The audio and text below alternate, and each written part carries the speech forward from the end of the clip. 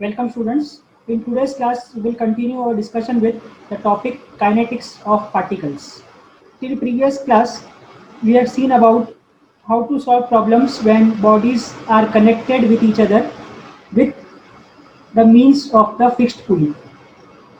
Today we will see how to solve the problems on the connected bodies, but here the pulleys will be movable in nature. Now, what's the difference between the fixed pulley and movable pulley?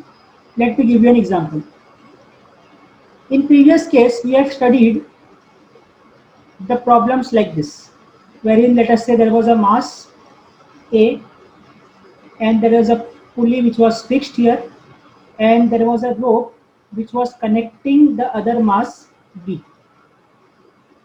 Hence, this was termed as a fixed pulley problem because the pulley was fixed at this point and was not moving. The block were moving because of this connected rope passing over the pulley. Now, again your observation, let us say block B is moving down with an acceleration of let us say 2 meter per second. Now, because block B is connected to block A directly, the acceleration for block A will also be 2 meter per second. Both will move with the same acceleration. This we have also seen while solving the problems. We were getting only one A, that is one acceleration for the entire problem or for any number of bodies. But what happens in case of movable pulleys problem? Let us again see an example.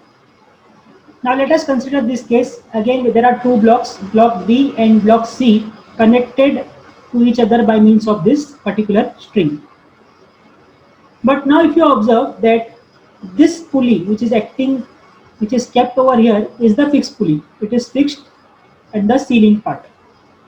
But this pulley, if you observe this pulley, as this block moves downwards, let us say this block is moving downward, this string will move this pulley up. Okay, this pulley will go upside. Hence, this is a case of movable pulley problem, wherein the pulley itself moves. Now, what about the acceleration in this case? It is quite obvious that because the pulley is also moving, the speed or the acceleration of this both blocks will be different. Hence, I can say in this case, acceleration of B will not be equal to acceleration of C. So the conclusion here will be, in fixed pulley problems, the acceleration for any number of blocks remains same, wherein in movable pulleys problem, the acceleration changes. So with this basics, let us proceed further to solve problems on movable pulleys. The first question says that two masses are connected by a pulley system, neglecting inertial and frictional effect of the pulley. Determine acceleration of mass m2. Take m1 is equal to 50 kg and m2 is equal to 40 kg. So mass value is given to us as, for m1 we are given to us as 50 kg and for m2 we are given as 40 kg. And we need to find out what is acceleration of mass m2. That means we are required to find out the value of a2. Now, as you can observe in the figure, this pulley B is a fixed pulley. Now, let us assume that this mass m2 is moving down. Now, when this mass moves down, this string will try to move this pulley up. Hence, this pulley becomes the movable pulley. And as it is a movable pulley, the acceleration of first block will not be equal to acceleration of second block. We need to find out accelerations for both the blocks separately. Now, what is the procedure to solve this? Exactly same procedure what we have done in the previous problems, just one change will be there. Okay, and what will be the change? We will see when we proceed in the problems later. Now let us start the solution by drawing free body diagram. But before that, let us assume some tensions in the strings. This is the main step in this problem. Please look here carefully. Let us assume that the tension in this cable is T. Okay, I am assuming the tension in this cable is T. Now, as this cable passes over to this smooth pulley and comes here, the tension in this cable is also T. Because the cable is same, and it is passed over a smooth pulley, the tension on both the sides will be same. Now this cable again wrapped on this pulley, which is again a frictionless pulley, and comes out to be here. So again I can say that the tension on this side of the cable is also T, because it is exactly the same cable wounded around two frictionless pulley.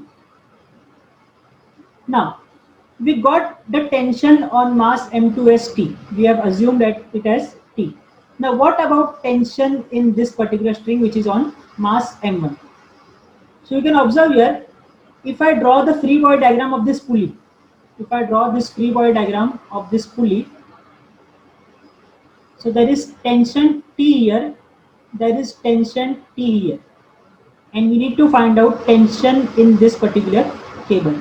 If you apply the conditions of equilibrium, you can see that there are T and T, that means 2T is going upside. So to make the conditions of equilibrium satisfied, the cable here should be having tension of 2T. So what I will write here, the force in this cable is 2T. This was the main part in this particular problem. Okay. So now let us proceed to draw the free body diagram. So let me consider body A of mass 50 kg. First we show the applied force or the tension in the cables. So we have now determined that the tension in this cable will be 2T. Next step, showing the self weight. So it will be acting downwards with a value of 50 multiplied by 9.81, because it is given in kg. The third force is the contact force. So as there is no contact of M1 with any surface, there will be no contact reaction. Also because there is no contact, there will be no friction force. So with this I have completed showing all the forces on the body. The next step is to show the inertia force. So for inertia force, it is said that it should be opposite to the direction of acceleration. So as A1 is going upside, the direction of acceleration or the inertia force will be towards downside with a value of m multiplied by a, that is 50 multiplied by a. So with this we have completed showing all the forces on the body along with the inertia force, and now we can apply conditions of equilibrium. Okay, so let us start with summation of Fy is equal to 0. So for Fy is equal to 0, I have three forces with me, 2T, 50A1 and 50 into 9.81. So writing it with the sign conventions, I will get minus 50 into 9.81 plus 2T plus 50A1 is equal to 0. Just rearranging the terms, I will get 2T plus 50A1 is equal to 490.5, and let this be equation number 1. So as we did for mass M1, similarly we will do for mass M2. So let me consider mass M2 here of weight 40 kg. The first thing which we show is the tension in the cable. So there is tension in the cable on 40 kg is T. Next will be self weight acting downwards. So it will be 40 into 9.81. Third step, reaction from contact surface, but there is no contact of this mass to any surface. So no contact reaction and hence no friction force. So with this we completed showing all the forces on the body. Next step is to show the D'Alembert's force, that is the inertia force in the direction opposite to the motion of the body. So here we are given that the block M2 is moving downwards. Hence the inertia force will be upside with a value of 40 multiplied by A2. So here you can see there are two different acceleration. One is A1 for mass M1 and one is A2 for mass M2. Now we are ready to apply conditions of equilibrium on this particular free body diagram. So let us start with that. So starting for block A with summation of Fy is equal to 0, I have the force T going upward positive, then 40 A2 going downwards negative, and this again 40 into 9.81 going downwards as negative. So I will write summation of Fy is equal to 0 as minus 40 into 9.81 plus T minus 40 A2 is equal to 0. On rearranging it, I will get T minus 40 A2 is equal to 392.4, and let this be equation number 2. Now if you observe equation number 1 and 2, the unknowns are this T, A1 and A2. T is common. That means there are three unknowns. One is T, one is A1 and one is A2. So three unknowns, but equations are only two. So it cannot be solved, and we require one more equation to solve or to get the required unknowns. So from where this equation will come? So here for third equation, we need to apply the concept of virtual work done, and we need to establish relation between acceleration 1 and acceleration 2. Now how to do that? We have the concept summation of virtual work done should be equal to 0. Now what is work done? Work done is force multiplied by displacement. It's simple. Work done is force multiplied by displacement. So let us consider work done by this mass m1. Now what is the force acting on this body? The force acting on this body is 2t. So it will be 2t, that is a force, multiplied by, let us say it has a small displacement of xa. So this is work done by mass m1 plus work done by mass m2. So what is the force acting on this? It is only t. So I will write down t here, multiplied by, let us say this m2 is being displaced by x2. Again see the direction, x2 is going downward. So because it is going downward, I will write here minus of x2. Okay, and this should be equal to 0. So in place of xl, let me write x1 because there is mass m1 here. So I will write 2t into x1 plus t into minus x2 is equal to 0. So what I will get? 2t x1 minus t x2 is equal to 0. So on solving this, I will get 2t x1 is equal to t x2. T will get cancelled from both sides. I will get 2x1 is equal to x2. What we got? We got the relation of displacement of 1 and 2. That means twice x1 will be is equal to x2. But what we need? We need relation between accelerations a1 and a2. We know that if we take the derivative of this x with respect to time, we get velocity. So what I will write here? Taking derivative on both sides, I will get 2v1 is equal to v2. What I have done, I have just taken the derivative of this function with respect to time on both the sides. So derivative of displacement will give velocity here. Derivative of displacement give the velocity here. Again, we also know that the derivative of velocity with respect to time gives us the acceleration. So what I will do? I will take the derivative of this particular equation again with respect to time on both sides. So what I will get? Twice a1 is equal to a2. So we are now successful in finding out the relation between a1 and a2, wherein I will get the answer as twice a1 is equal to a2. Or I can write a1 is equal to 0.5 a2. If I just divide it by 2, I will get a1 is equal to 0.5 a2.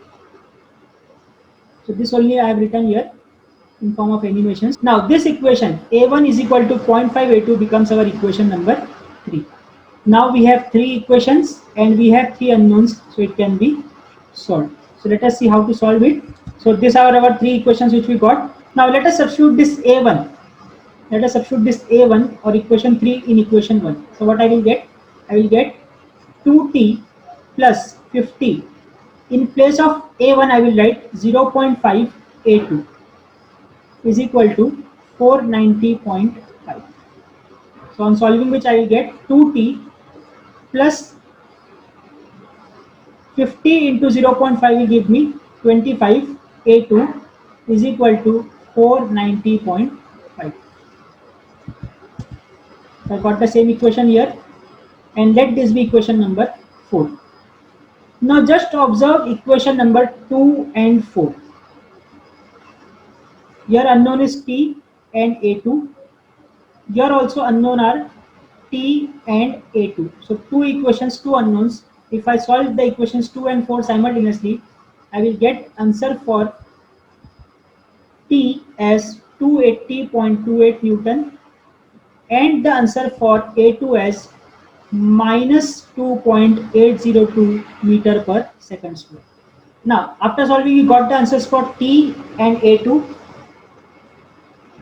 Now we have our equation. A1 is equal to 0.5 A2. Just substitute this value of A2 in equation number 3. So I will put the equation of A2 in 3 to get the answer for A1. So what I will write here, put A2 in equation 3, we get answer for A1 as 1.414 meter per second square. So what was asked in the question? It was asked to us to determine the acceleration of mass m2. For mass m2, the acceleration was a2. So the answer for a2 will be a2 is equal to minus 2.802 meter per second square. This is our required answer. So everything was same in this problem except the relation between the acceleration, that is a1 and a2, which we found out by the concept of virtual work done is equal to 0, which is given as force multiplied by displacement. This was the only way by which we could have formed the third equation for finding out the three unknowns. Hope you have understood the problem. So with this we have completed the solution and we have found whatever was asked in the question. Thank you.